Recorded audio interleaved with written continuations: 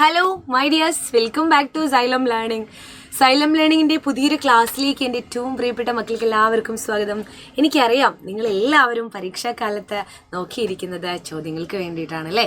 അറിയുന്ന കാര്യങ്ങൾ തന്നെ നമുക്ക് വീണ്ടും ഒരാൾ പറഞ്ഞു തന്നാൽ നന്നായിരുന്നു എന്നൊക്കെ ചിന്തിക്കാറുണ്ട്. അപ്പോൾ ഇതാ ഈ ക്രിസ്മസ് അപ്പൂപ്പൻ അല്ലേ, ഈ ഗിഫ്റ്റ് ബോക്സിൽ നിറയെ കൊണ്ടുവരുന്നത് ഗിഫ്റ്റായിരിക്കും, പലതരത്തിലുള്ള ക്രിസ്മസ് ഗിഫ്റ്റുകൾ. ഞാൻ നിങ്ങൾക്ക് വേണ്ടി കൊണ്ടുവന്നിരിക്കുന്നത് ചോദ്യങ്ങളാണ് കേട്ടോ. അപ്പോൾ ഇന്നത്തെ ചോദ്യം വളരെ പ്രധാനപ്പെട്ട, ഏത് പരീക്ഷയ്ക്കും ഏത് ക്ലാസ്സിലെ പരീക്ഷയ്ക്കും സാധാരണ ചോദിക്കാറുള്ള ഒരു ചോദ്യമാണ്. എന്താണെന്ന് വെച്ചാൽ ഞാൻ പറയാം. കത്ത് തയ്യാറാക്കുക. എന്താണ്? കത്തെഴുതാം. വിവിധ തരത്തിലുള്ള ടോപ്പിക്കുകൾ നമുക്ക് വേണ്ടി തരും കത്തെഴുതാൻ വേണ്ടി. അപ്പോൾ സുഹൃത്തിന് കത്തെഴുതാനായിരിക്കും, അല്ലെങ്കിൽ വേറെ ഒരു കാര്യത്തെക്കുറിച്ച് നിങ്ങൾ ആർക്കാണ് സഹപാഠിക്ക് കത്തെഴുതുക അല്ലേ. സഹപാഠി തന്നെയാണ്, സഹപാഠി നമ്മുടെ സുഹൃത്തുക്കൾ തന്നെ ആയിരിക്കും അല്ലേ. ഒരു ഒഫീഷ്യൽ അല്ലാത്ത കത്തുകൾ എഴുതുന്ന സമയത്ത് നമുക്ക് എന്ത് വേണ്ട? ടു, ഫ്രം അല്ലേ.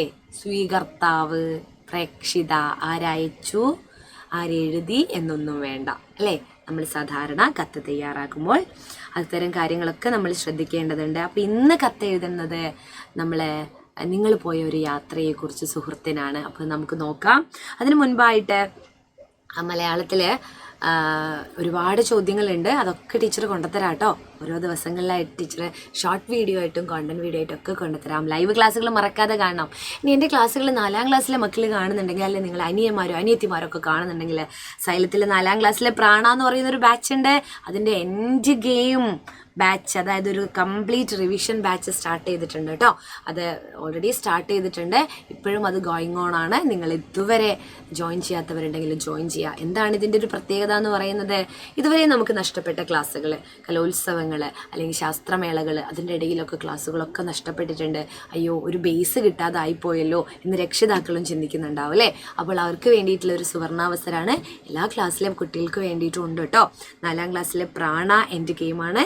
1175 രൂപയാണ് ഇതിൻ്റെ ഒരു പൈസ എന്ന് പറയുന്നത് കേട്ടോ. വളരെ കുറഞ്ഞ ഫീ മാത്രമേ ഉള്ളൂ. ഇനി 5ാം ക്ലാസ്സിൽ പൃഥ്വീൻ്റെ എൻഡ് ഗെയിം ഉണ്ട്. 5ാം ക്ലാസ്സിലെ സിലബസ് കംപ്ലീറ്റ് ആയിട്ട് കവർ ചെയ്യുന്ന ഒരു ബാച്ചാണ് പൃഥ്വി എൻഡ് ഗെയിം ബാച്ച്. താഴെ കാണുന്ന നമ്പറിലൊന്ന് കോൺടാക്ട് ചെയ്താൽ മാത്രം മതി. അതേപോലെ 6ാം ക്ലാസ്സിലുണ്ട് 1500 രൂപയ്ക്ക് എൻഡ് ഗെയിം ബാച്ച്. കംപ്ലീറ്റ് ആയിട്ട് ഉള്ള സിലബസ് തീർത്ത് തരും. ഡെയിലി ലൈവ് റെക്കോർഡഡ് ക്ലാസ്സുകൾ. ഇനിയിപ്പോൾ 7ാം ക്ലാസ്സിലെ മക്കൾക്ക് മാത്രം അത് കുറയ്ക്കണോ? അവഞ്ചേഴ്സിൻ്റെ 7ാം ക്ലാസ്സിലെ കുട്ടികൾക്കുണ്ട് അവഞ്ചേഴ്സ് എൻഡ് ഗെയിം ബാച്ച് കേട്ടോ. എല്ലാവരും എന്ത് ചെയ്യുക? വളരെ കുറഞ്ഞ സീറ്റേ ഉള്ളൂ. എല്ലാവരും താഴെ കാണുന്ന നമ്പറിൽ കോൺടാക്ട് ചെയ്യുക. ഡെയിലി റെക്കോർഡഡ് ലൈവ് ക്ലാസ്സുകളുള്ള, പ്രീവിയസ് ഇയർ ക്വസ്റ്റ്യൻ പേപ്പർ ഡിസ്കഷനുള്ള, യൂണിറ്റ് ടെസ്റ്റുകൾ നടത്തി നിങ്ങൾ പഠിച്ച കാര്യങ്ങൾ ഉറപ്പിക്കുന്ന ഒരു അടിപൊളി ബാച്ചാണ് കേട്ടോ എൻഡ് ഗെയിം ബാച്ച്. ഒന്ന് പെട്ടെന്ന് തന്നെ അതിൽ ജോയിൻ ചെയ്യാം. അപ്പം നമുക്ക് നമ്മുടെ പരീക്ഷയുടെ കത്തിലേക്ക് പോയാലോ. നിങ്ങൾ പോയ ഒരു യാത്രയെക്കുറിച്ച് ഒരു ഫ്രണ്ടിന് കത്തെഴുതാണ് കേട്ടോ, ഒരു സുഹൃത്തിന്. അപ്പോൾ നിങ്ങൾ നടത്തിയ ഒരു യാത്രാനുഭവം സുഹൃത്തിന് കത്തായി എഴുതൂ എന്നാണ് പറയുന്നത്. നമുക്ക് കത്ത് എഴുതി നോക്കാം. ആദ്യം തന്നെ ഡേറ്റ് എഴുതണം കേട്ടോ. വെക്കേഷൻ സമയത്തൊക്കെയാണ് നിങ്ങൾ പോയതെങ്കിൽ പോയി വന്ന ഉടനെ തന്നെ നിങ്ങൾ സുഹൃത്തിന് ഒരു കത്ത് എഴുതുകയാണ്. അപ്പം എൻ്റെ സ്ഥലം മേപ്പയൂർ ആയതുകൊണ്ട് ഞാൻ മേപ്പയൂർ എഴുതുക. പിന്നെ തീയതിയോ എഴുതുക. പ്രിയപ്പെട്ട അമ്മൂന്, ഒരു പേരാണ് അമ്മു, നമ്മൾ സാധാരണ ഉപയോഗിക്കുന്ന ഒരു പെറ്റ് നെയിമാണ് അല്ലേ. പ്രിയപ്പെട്ട അമ്മൂന്, നിനക്ക് സുഖം തന്നെ എന്ന് കരുതുന്നു. പരീക്ഷയൊക്കെ എളുപ്പമായിരുന്നല്ലോ അല്ലേ? എനിക്കെല്ലാം എളുപ്പമായിരുന്നു കേട്ടോ. അതിനുശേഷം ഞങ്ങളൊരു യാത്ര പോയി. കാര്യം അവിടെ പറഞ്ഞു വെച്ചു. ഇവിടെ ഒരു സംബോധന അല്ലെ, അഭിസംബോധന ചെയ്യണം. പ്രിയപ്പെട്ട അമ്മൂന്, അമ്മൂനൊരു ഞങ്ങൾ എന്നിട്ടൊരു കോമ ഇടാം. പ്രിയപ്പെട്ട അമ്മൂന്, ആർക്കാണോ കത്തയക്കുന്നത് ഒരു കോമ ഇടാം. പിന്നെ നിനക്ക് സുഖം തന്നെ എന്ന് കരുതുന്നു. പണ്ട് മുതലേ നമ്മൾ എഴുതുന്ന കത്തിലൊക്കെ ഉണ്ടാവാറുണ്ട്. നിങ്ങളതിന് കത്ത് എഴുതിയിട്ടുണ്ടോ? ഞാനൊക്കെ എഴുതിയിട്ടുണ്ട് കേട്ടോ. എൻ്റെ വലിയച്ഛനൊക്കെ ഗൾഫിലാവുന്ന സമയത്ത് എപ്പോഴും കത്തുകളിലൂടെയായിരുന്നു. ഇപ്പോഴത്തെ പോലെ ഫോണൊന്നും അത്ര വ്യാപകമായിരുന്നില്ല. നിനക്ക് സുഖം തന്നെയല്ലേ എന്ന് കരുതുന്നു. സുഖം തന്നെ എന്ന് കരുതുന്നു. പരീക്ഷയൊക്കെ എളുപ്പമായിരുന്നല്ലോ അല്ലേ? പരീക്ഷയൊക്കെ എളുപ്പമായിരുന്നല്ലോ. എനിക്കെല്ലാം എളുപ്പമായിരുന്നു. അതിനുശേഷം ഞങ്ങളൊരു യാത്ര പോയി. നല്ല രസമുള്ള യാത്ര. യാത്രയിൽ നീയും കൂടെ ഉണ്ടായിരുന്നെങ്കിലെന്ന് ഞാൻ ആഗ്രഹിച്ചു. നീയും എൻ്റെ കൂടെ ഉണ്ടായിരുന്നെങ്കിലെന്ന് ഞാൻ ആഗ്രഹിച്ചു. സുഹൃത്തിനാണേ, വേറെ സ്കൂളിൽ പഠിക്കുകയാണ്. ഞാനും അച്ഛനും അമ്മയും ചേച്ചിയും അനിയനും കൂടിയായിരുന്നു യാത്ര. വയനാട്ടിലേക്ക് ചുരം കയറണമെന്നത് ഏറെ നാളത്തെ ആഗ്രഹമായിരുന്നു. വയനാട്ടിലാ യാത്ര പോയത്. നല്ല സ്ഥലമാണല്ലേ. കൊടമഞ്ഞു പുതച്ച ചുരത്തിലൂടെ ഞങ്ങളുടെ വണ്ടി നീങ്ങുമ്പോൾ ഞങ്ങൾ കൈകോർത്ത് പിടിച്ചു. സിബ്ലിങ്സ് അല്ലേ, ഒന്നിച്ചുള്ള ഒരു യാത്ര രസാണേ. തണുപ്പ് കാര്യമാക്കാതെ വഴിയോരത്ത് കുരങ്ങന്മാർ. അന്ന് രാത്രി ഭക്ഷണവും കഴിച്ച് വൈത്തിരി തന്നെ റൂം എടുത്തു. എവിടെ റൂം എടുത്തു എന്നൊക്കെ വയനാട് നിങ്ങൾക്ക് അറിയുന്ന സ്ഥലം മതി കേട്ടോ. ആ സ്ഥലത്തെക്കുറിച്ച് ഒരു ധാരണ ഉണ്ടെങ്കിൽ അതിനെക്കുറിച്ച് നിങ്ങൾക്ക് എഴുതാലോ. ഇപ്പോൾ വയനാട് എന്നുള്ള സ്ഥലത്തെക്കുറിച്ച് ഒരു ഉദാഹരണം എടുത്തെന്ന് മാത്രമേ ഉള്ളൂ.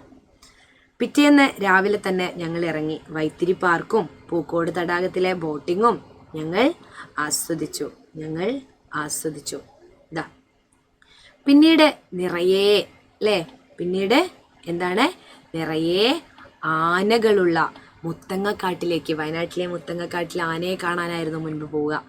വലിയ 3 ആനകളെ അത്ഭുതത്തോടെ നോക്കി നിന്നപ്പോൾ ചേച്ചി പറഞ്ഞു, പുലിയും കടുവയും ഒക്കെ വരുന്നു അല്ലേ, വരുമെന്ന് എന്നാക്കണേ അത്. പക്ഷേ ജ്യോതിയും വന്നില്ല, തീയും വന്നില്ല. അത് രസകരമാക്കിയതാണേ. നമ്മളൊരു കിലുക്കെന്ന് പറഞ്ഞ സിനിമയിലൊരു ഡയലോഗില്ലേ, ജ്യോതിയും വന്നില്ല, തീയും വന്നില്ല. ജ്യോതിയും വന്നില്ല, തീയും വന്നില്ല എന്ന് പറഞ്ഞ പോലെ പുലിയും കടുവയും ഒന്നും ഞങ്ങൾ കണ്ടില്ല. യാത്രകൾ എന്നും രസമാണ് കേട്ടോ. യാത്രയിലെ കൗതുകരമായ കാര്യങ്ങൾ ഇനിയും ഒരുപാട് പറയാനുണ്ട്. ബാക്കി നേരിൽ കാണുമ്പോൾ പറയാം അല്ലേ, ബാക്കി നേരിൽ കാണുമ്പോൾ പറയാം എന്ന് സ്നേഹത്തോടെ മാളു. സുഹൃത്തിന്, കസിന് അല്ലേ, നിങ്ങൾക്ക് കത്തയക്കുമ്പോൾ ഇത്ര മതി. ഇങ്ങനെ ഉള്ള രസകരമായ കാര്യങ്ങളൊക്കെ വെച്ചിട്ട് നിങ്ങൾക്ക് ഇങ്ങനെ കത്തുകൾ അയക്കാം കേട്ടോ. അപ്പോൾ കത്തുകൾ അയക്കുക എന്ന് പറഞ്ഞാൽ ഇങ്ങനെയാണ്. ഇനി ഒരു ഒഫീഷ്യൽ ലെറ്റർ അയക്കാൻ പറഞ്ഞു കഴിഞ്ഞാൽ അത് എങ്ങനെ വേണം എന്നുള്ളത് ടീച്ചർ ലൈവ് ക്ലാസ്സിലൂടെ പറഞ്ഞു തരുന്നുണ്ട്. മാരത്തോൺ ക്ലാസ്സുകളൊക്കെ നമുക്ക് വരുന്നില്ലേ, അതിന് കൃത്യമായിട്ടും ഒരു ഫോർമാറ്റ് ഉണ്ട്. ഇതാകുമ്പോൾ ഒന്നുമില്ല, ഡേറ്റും സ്ഥലവും നിങ്ങൾ എഴുതും. പ്രിയപ്പെട്ട ഇന്നയാൾക്ക് കാര്യം പറഞ്ഞു, വിശദമായിട്ട് പറഞ്ഞു, പിന്നെ ഇനി കാണുമ്പോൾ പറയാട്ടോ എന്നൊക്കെ പറഞ്ഞ് അവസാനിപ്പിച്ചു എന്ന് സ്നേഹത്തോടെ ഇന്നയാൾ. ഈ കത്ത് എഴുതുന്നതിന് ഇത് മാത്രമേ നമ്മൾ ശ്രദ്ധിക്കേണ്ട കാര്യമുള്ളൂ. പക്ഷേ ഒഫീഷ്യലായിട്ട് സ്കൂളിൽ ഒരു പരിപാടി നടക്കുകയാണെങ്കിൽ മറ്റൊരാളെ ക്ഷണിച്ചുകൊണ്ടൊക്കെ കത്ത് എഴുതുകയാണെങ്കിൽ അതൊരു വിശിഷ്ട വ്യക്തിയായിരിക്കും അല്ലേ. അപ്പോൾ നമ്മൾ ഇന്നയാൾക്ക് എഴുതുന്നു എന്നുള്ളത് കാണിക്കാൻ വേണ്ടിയിട്ട് സ്വീകർത്താവ്, അവരാണ് നിങ്ങളെ കത്ത് സ്വീകരിക്കേണ്ടത്. അപ്പോൾ അവരുടെ അഡ്രസ്സ് എഴുതുക.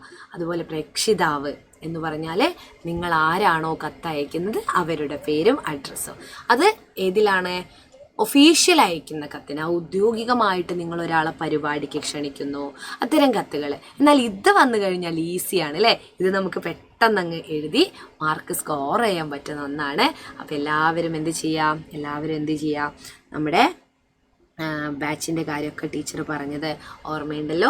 ഇനിയും ഇത്തരം സമ്മാനങ്ങളുമായിട്ട് ഞങ്ങൾ സൈലത്തിലെ ഓരോ ടീച്ചേഴ്സും ഇവിടെ വരാൻ വെയിറ്റ് ചെയ്ത് നിൽക്കുകയാണ് കേട്ടോ, നിങ്ങൾക്ക് പറഞ്ഞു തരാൻ വേണ്ടിയിട്ട്. അപ്പോൾ മിസ്സാക്കരുത്. ഒരു മാരത്തോണുകളും അതുപോലെ കുഞ്ഞു കുഞ്ഞു കാര്യങ്ങളൊക്കെ ടീച്ചർ കോണ്ടന്റ് വീഡിയോ ആയിട്ട്, ഷോർട്ട് വീഡിയോ ആയിട്ടൊക്കെ ഇടുന്നുണ്ട്. അതൊക്കെ കാണുക, ലൈക്ക് ചെയ്യുക. ഓക്കെ.